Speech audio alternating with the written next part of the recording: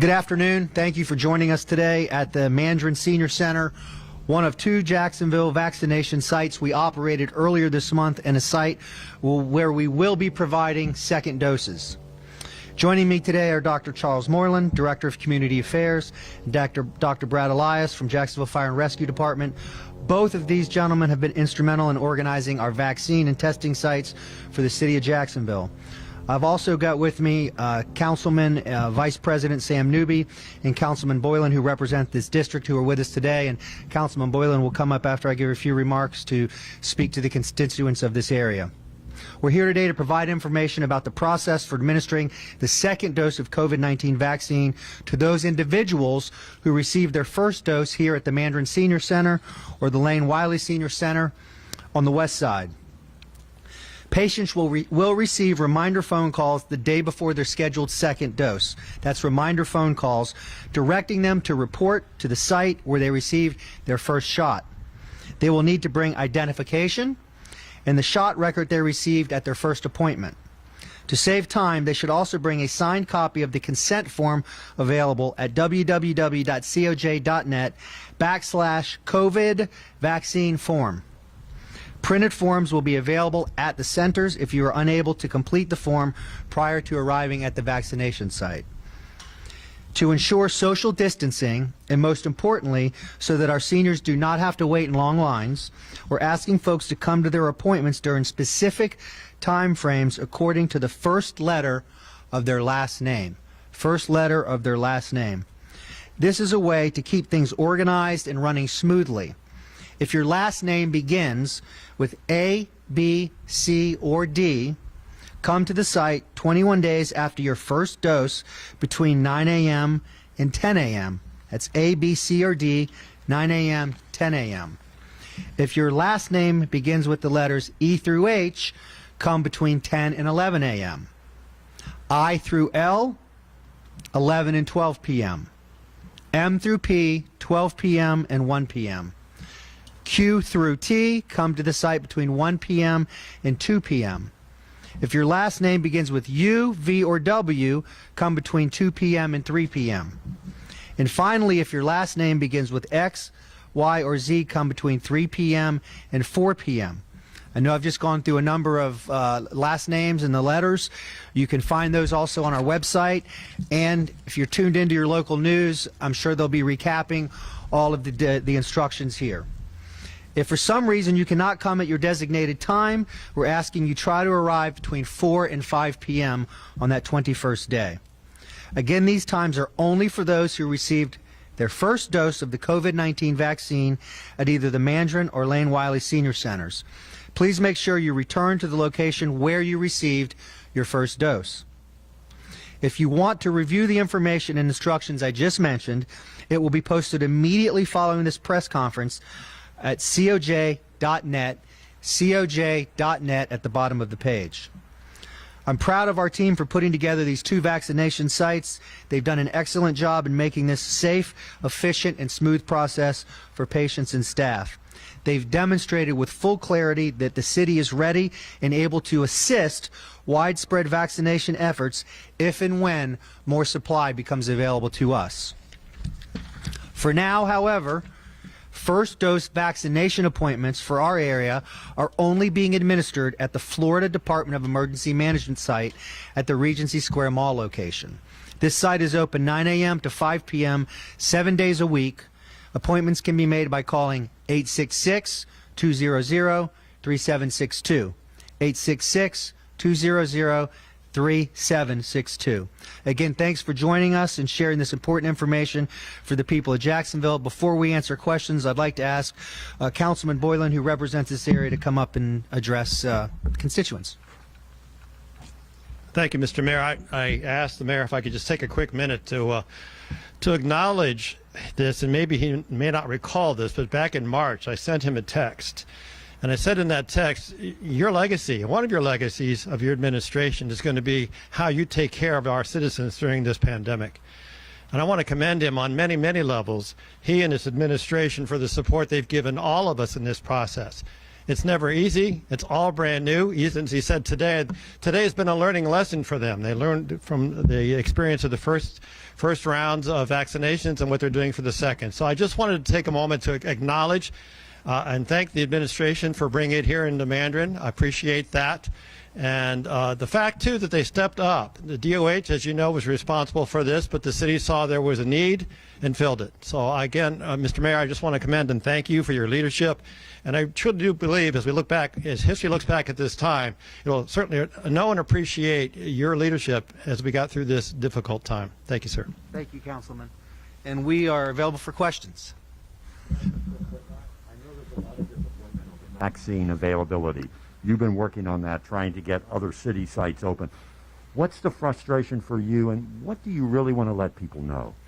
Well, I think, first of all, as the supplies come in from the federal government to our state government, the supplies they have recently, as you know, moved that to central location in our city, in our county. They've done that in other cities and other counties. That's based on the supply they have at this moment in time. I've had direct conversations with Jared Moskowitz and others in the administration. When they get sufficient supply to move beyond those locations, the city will have the opportunity to get some of that supply and begin administering at those sites again. They see that we've done it efficiently. They've seen that we've done it responsibly and in a safe way. So, you know, as the federal government works to get more supplies to Florida and then more to us, that's what we're waiting for. And look, it's easy to be frustrated. The situation is what it is right now. A very large organized effort that has to happen all over the United States, to all of the states and all the cities and counties. So my goal is to build relationships and work with people to get the vaccine to the people of Jacksonville as quickly as we can. No politics, no games. We're all in this together to try to eradicate this virus. Mayor, are you happy with the job that the state is doing to get the vaccines to Northeast Florida? And also, are you happy with the job that the federal government is doing to help as well? And then also, what is the city doing to make sure that communities of color have access to the vaccines going forward when we get more shipments? Yeah, first I'd say the state, we've worked very closely with them when they had the first round of vaccines. That's how we secured the supply we had to do these first and now upcoming second doses. So right now, they simply don't have adequate supply to move beyond their existing plan and into city sites. When they get that, I'm assured we'll have that opportunity, and they've demonstrated nothing but that. Look, I'm not intimately involved with the federal government's plans to distribute this. So I believe they care about the people. I believe they want to get it out to states and to cities and doing everything they can. And I want to be a productive part of this process and work with people to get the vaccine here and get it to the people of Jacksonville. As it relates to African American community specifically, the ability to set up more sites in other parts of the city is based on supply. That's just where we are right now. I think it's important. I know that we have had leaders in our city, in fact, leaders around the state and the country, that have demonstrated the importance of this vaccine for all people, that there are people that have a natural tendency based on history to be concerned about the vaccine, but that it's safe and that when it's available to you, you should take it. What can you tell us about, we've been getting some questions about homebound seniors. I know that the city may be limited on what it can do, but is there anything that can be done at the city level to make sure that homebound seniors can get the vaccine because they have mobility issues? They cannot be coming to the Mandarin Senior Center. I'm going to let actually Dr. Moreland answer that question, and he can probably also, I know he can, give you more insight on supplies to minority communities as well, because you've been working on that. Thank you, Mayor, and thank you for the question. At the end of the day, our goal is to get the vaccination to our most vulnerable communities, 65 and older. The mayor has made it pretty clear to the administration that that's what he wants to do when the supply is available. So, you know, we've been looking at opportunities, ways in which we can accomplish that goal. but we're waiting on supply to be available to us in order for that to take place. But rest assured that we understand the need in the community, and we're going to do everything in our power to make sure that we fulfill that need the community is asking for. And what was your other question? About homebound seniors, how can they get the vaccine? Yes. To that point, the Department of Health, our local health department, working through the Department of Emergency Management at the state level, works to develop plans to get to those seniors that are homebound and that cannot make it to a vaccination location like the one we're at here, or the one in Regency, or the one at Lane Wiley. So they're working on a plan for all of that to ensure that all seniors 65 years and older have an opportunity to receive the vaccination if they like. Just real quick, Mayor, how long is this going to be lasting? How many days will you be offering the second dose? And if people can't make it in that time frame, what should they do? So our goal is to conclude here after February the 12th. We've been operating in these locations, Lane and Mandarin, for about 11 days. So February 12th, we should conclude the second dose for those who received the first shot. And we're hoping that everyone, based on all of our efforts, we're putting out robocalls, text messages, emails to try to reach the population that came to either Lane Wiley or Mandarin to get the first shot. We're trying to reach them to encourage them to come and get that second shot. It is very important to get the second shot. It's almost like completing the circuit. You can't just get the first shot. You need to come back and get the second shot. So the mayor has charged his team to do everything in our power to make sure everybody has all the information available to them to get back to either Mandarin, where they originally got the shot at, or Lane Wiley to get that second vaccination. But we're hoping February the 12th we can put a bow on what we've been doing here over the past several weeks. Yes, Mayor, part of the supply issue is the pharmaceutical companies can only make the vaccine so fast, and so they've got constraints too in the manufacture of it. And we're hearing reports it's going to be months really before there's enough out there for everybody to get the vaccine who wants it. So I just want to ask you as mayor, I mean, the prospect of going through this for months of the vaccination, do you think residents are prepared to kind of hunker down and wait that out? It does seem like that's a reality of the situation for the next few months, doesn't it? Well, I think that's exactly it, and we have to face the reality of the situation we're in, which, if you go back, a little history lesson in all of this that we've lived, but it's easy to forget. We started this in March with a lot of unknowns as this virus was arriving in the United States, and we saw what was happening in other countries where healthcare systems were on the verge of collapsing, and some experienced tremendous pain. And the goal was always to protect our health systems, to make sure they could not only treat COVID patients, but they could treat all the other patients they needed to as well. And models suggest that would not, maybe we wouldn't be able to do that, and therefore there was a period of time where most of the country was at some form of stay-at-home order. Some states still have that. We in Florida and in Jacksonville moved beyond that before we got into the summer, and I said then, I say it again, as long as the virus is with us, until we have people vaccinated, we're going to have to learn to live with this, and live with this in a responsible way.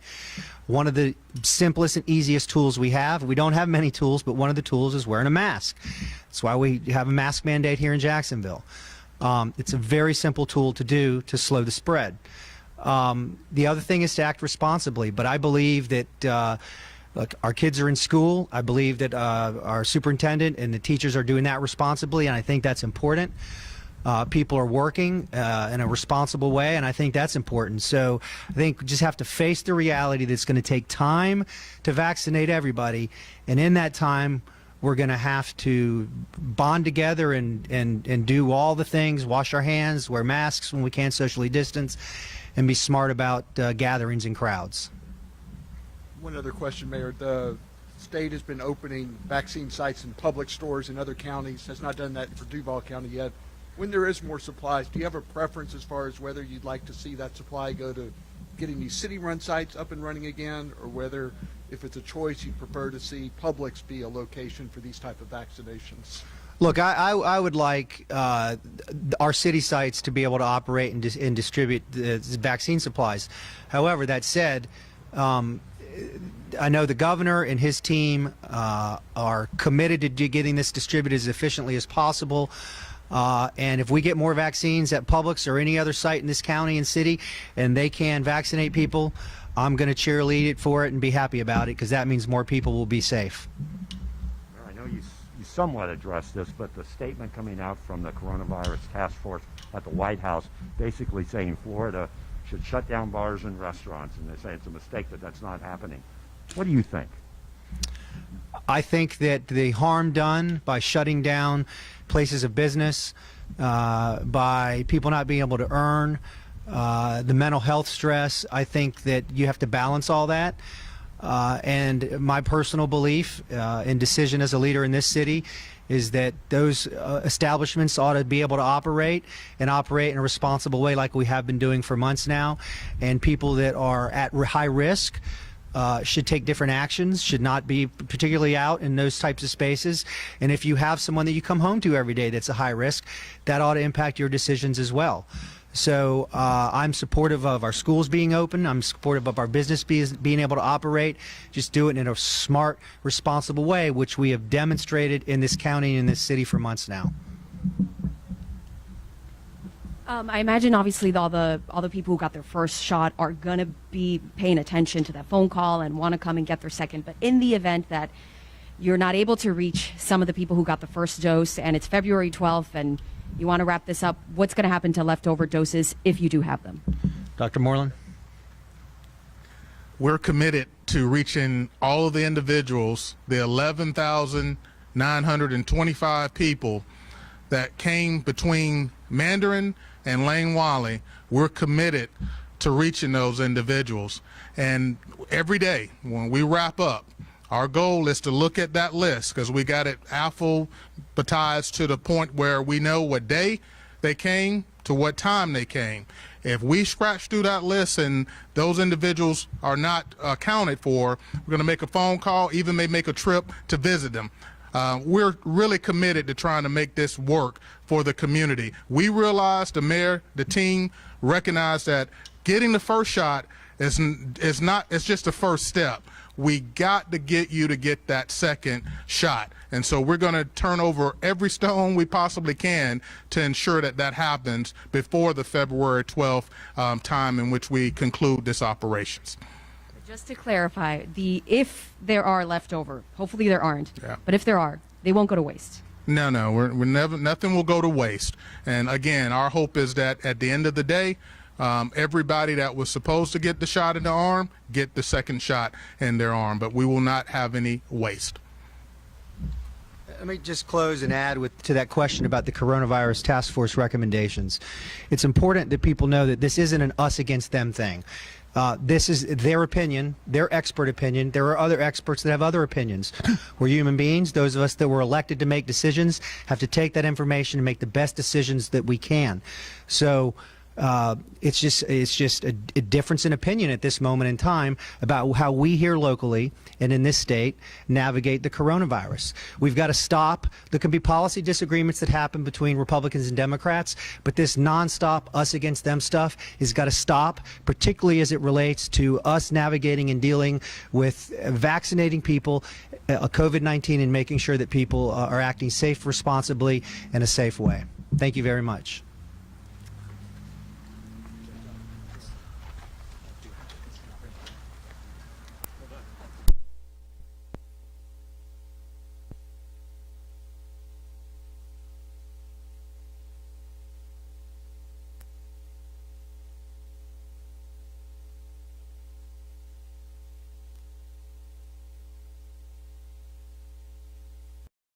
For people to get their second dose at those locations. That's right. Where before it was last names on certain days, but the mayor says the city will add more sites if more is made available. The mayor says that he's working closely with the state to get supplies, and there's just not adequate supply right now to expand it. More than the schedule that they have here. So beginning on Monday, second doses of the COVID-19 vaccines will be given. You'll go back to the site where you got your first dose, just as Phil said. And here is a timeline for you here. Last name A through D. You are to arrive at the site. You got your first vaccination between 9 and 10 a.m. And then you have the letters E through H. You arrive at 10 or 11 o'clock. And then letters I through L, 11 to 12 o'clock is your time. For 12 to 1, M through P, last names.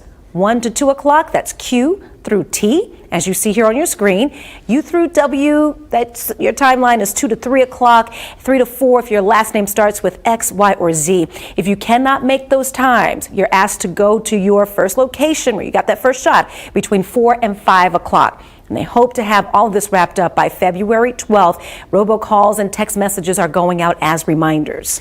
And to learn more about COVID-19 in our area, you can head to actionnewsjax.com. We posted links to all of the vaccine sites in our area and also explainers on how the vaccine works and also how the schedule works too. To find it, just head to actionnewsjax.com. Now, Action News Jax First Alert Weather. We have beautiful blue skies stretching across the area. You can see that on First Alert, our First Alert sky cameras. And First Alert Doppler HD dry, no green popping up. The front that brought us rain yesterday is now well to the south, moving over Miami right now, but it is bringing us some breezy winds behind it, ranging from 10 to 20 miles per hour, and temperatures only by